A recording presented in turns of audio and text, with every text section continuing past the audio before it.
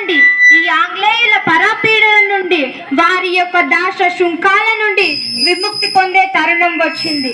వ్యాపారం పేరుతో గుంట నక్కల్లాగా మన దేశంలోకి ప్రవేశించి ఒక్కొక్క సంస్థానాన్ని తమ కుయుక్తులతో ఆక్రమించి, ఇంకా సామ్రాజ్యకాంక్ష తీరక దత్తత వారసత్వాన్ని అంగీకరించమంటూ వారసులు లేని సామ్రాజ్యాలన్నిటినీ ఒక్కొక్కటిగా ఆక్రమిస్తూ తమ సామ్రాజ్యాన్ని విస్తరించుకోవాలనుకుంటున్న బ్రిటిష్ వారికి గుణపాఠం చెప్పే రోజు వచ్చింది.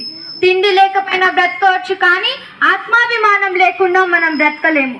ఇంకా ఎన్నాళ్ళు మనకి నరకం? మనకు విలువ లేదు. మన మతాచారాలకు సాంప్రదాయాలకు విలువ లేదు.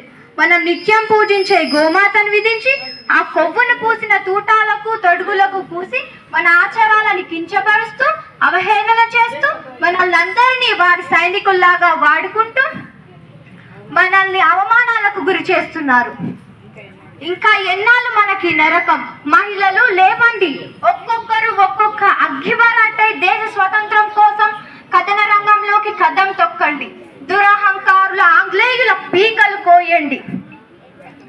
భరతమాత శృంఖాలను తెగ్గొట్టడానికి నేను ముందుకు వెళుతున్నాను. నాతో పాటు రంగంలోకి వచ్చే వారందరూ ముందుకు కదలండి.